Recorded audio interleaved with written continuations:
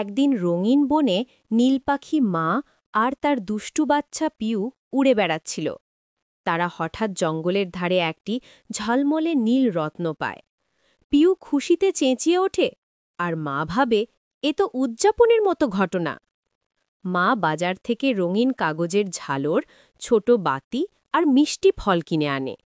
পিউ অপেক্ষা না করে বাসায় ফিরে সাজসজ্জা শুরু করে দেয়। দুজনে মিলে ডালে ঝালর ঝোলায়, বাতিগুলো জ্বালিয়ে বাড়িটাকে জোনাকির মতো উজ্জ্বল করে তোলে। সন্ধ্যায় তারা সব পাখি, খরগোশ, কাঠবিড়ালি আর হরিণদের দাওয়াত দেয়। সবাই গান